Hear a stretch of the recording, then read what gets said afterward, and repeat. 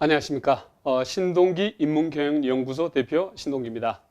오늘은 여러분과 함께 돈과 현대인의 관계가 사람들을 불행하게 한다 하는 주제로 생각하는 시간을 갖도록 하겠습니다.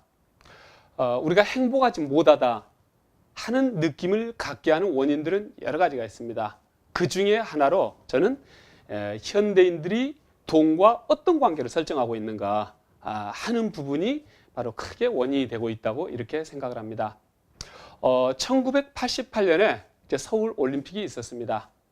그래서 대체로 1988년 그 시기를 기준으로 해서 저는 많은 사람들이 어떤 저축하는 입장에서 이 빚쟁이로 이렇게 입장이 바뀌게 되었다고 이렇게 생각을 합니다.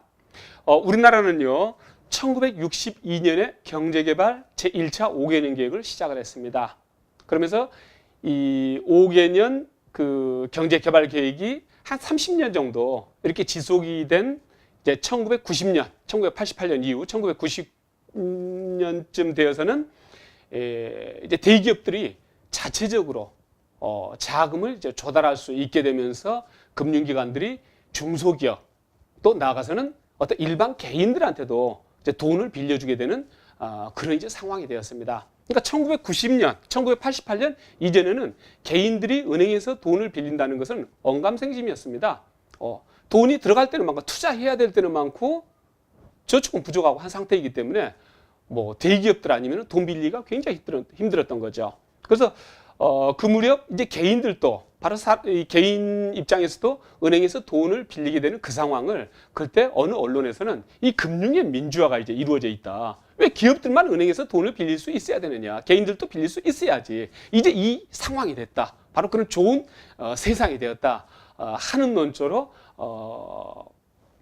논조 내용들이 나왔던 그런 것을 본 기억이 있습니다. 근데 바로 개인들한테 은행이 돈을 빌려주기 시작하면서부터 바로 개인들의 입장이 어떻게 됐냐면은 저축을 해서 그걸 모아서 집을 사고 하는 게 아니고 먼저 은행에서 대출을 받아서 집을 사고 그걸 갚아가는 구조로 바뀌게 된 거죠. 그래서 선저축이 아니라 선지출 후 저축 또는 후 갚아나감 이렇게 된 거죠. 그래서 그렇게 이제 금융의 민주화, 소위 이제 개인들도 은행 돈을 쓸 수 있는 그런 금융의 민주화가 이루어지고 그 뒤로 뭐가 등장하게 되냐면은 바로 카드가 등장하게 됩니다. 카드 굉장히 편한 거죠. 돈이 없어도 모든 것을 다 결제를 할 수가 있는 거죠. 바로 카드 신용으로 해서. 그래서 은행에서 돈을 빌리게 되고 카드가 등장하면서 개인들은 선지출을 하게 되고 또 자기 수입을 넘어서는 초과 지출을 하게 되면서 구조적으로 이제 빚쟁이가 되기 시작을 합니다. 근데 여기에 하나 더 붙여가지고 어떤 상황이 또 전개가 되냐면은 시장의 세계화가 진행이 됩니다. 그러니까 1989년에 영국의 이제 대처 총리가 이제 총리 자리에 오르면서 정권을 잡으면서 보니까 굉장히 영국이 영국병 또 다른 말로는 복지병이라고 하는 거죠.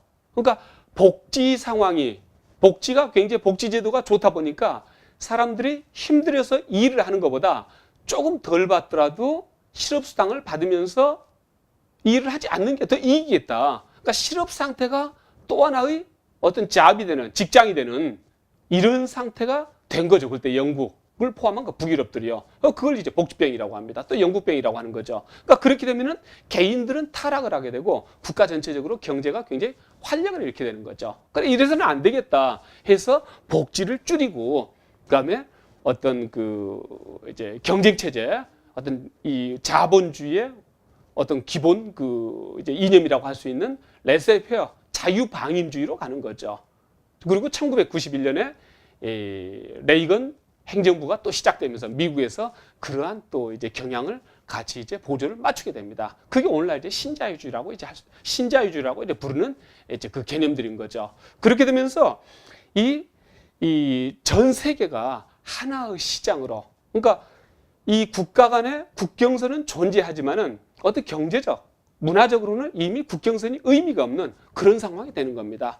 그래서 오늘날 뭐 그리스, 우리하고 경제적으로 별 관계가 없는 나라입니다. 근데 그 나라에서 어떤 진행되고 있는 어떤 자그마한 문제점이 유럽 전체에 영향을 미치고 또 그게 우리나라 경제에도 크게 영향을 미치고 바로 여러분들 수입에도 또 여러분 직장 안정에도 또 주가에도 크게 영향을 미치는 거죠. 그래서 바로 금융의 민주화에 따라서 개인들이 구조적으로 빚쟁이가 되기 시작을 하고 플러스 시장이 세계화되면서 어느 지구 어느 한 구석에서 일어나는 조그만 사건이 바로 나한테도 바로 영향을 미치는 그런 상황이 된 거죠. 그래서 빚쟁이가 되어 있는 상태에서 가지고 있는 재산들 또는 빚이 언제든지 훨씬 더 커질 수도 있고 또 줄어들 수도 있는 그런 굉장히 불안정한 상황이 된 거죠. 거기에 하나 이제 플러스 또 뭐가 있냐면은 재산 형태가 굉장히 어떤 그 소프트화 아주 유연화됐다 이렇게 볼 수가 있는 겁니다. 그러니까 옛날에는 재산이 땅, 집이었겠죠. 그 땅, 집 이외에는 뭡니까? 어떤 약간의 농산물, 수산물 이런 정도였을 겁니다. 근데 이제 산업혁명이 시작되고 어떤 공산품 이런 것들이 만들어지기 시작을 하면서 또 이제 사치품 이런 것들이 등장하기 시작하면서 사람들이 이 땅, 그 부동산 형태로 주로 가지고 있던 그런 재산들을 동산 형태로 바꾸기 시작을 하는 거죠. 그리고 20세기, 21세기 들어서는 그러한 동산 형태로 바꿔져 있던 재산 형태가 뭘로 바뀌냐면은 이제는 어떤 보이지 않는 권리 형태로 바뀌는 거죠. 바로 증권화인 거죠. 증권화.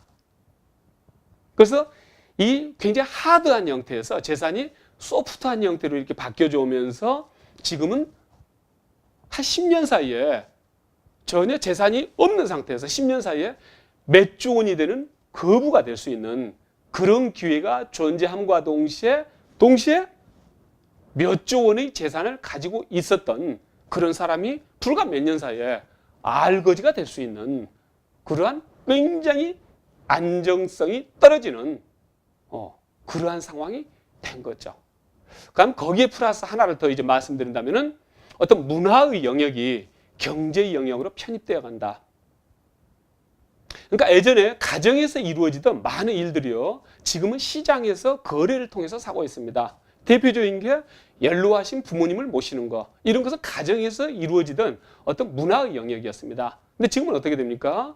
다 뭐 양로원이 있고 요양원이 있고 바로 시장에서 그러니까 부모님을 모시는 그러한 상품이 시장에 존재하고 그러한 상품을 내가 사는 거죠.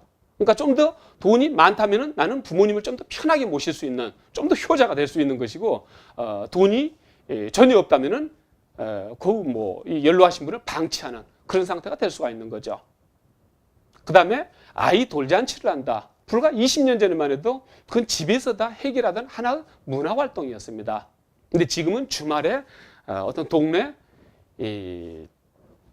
결혼식장이라든지 그런 뷔페 그런 데서 그 돌잔치를 하는 그 서비스 그 모든 것 자체를 구입을 하는 거죠.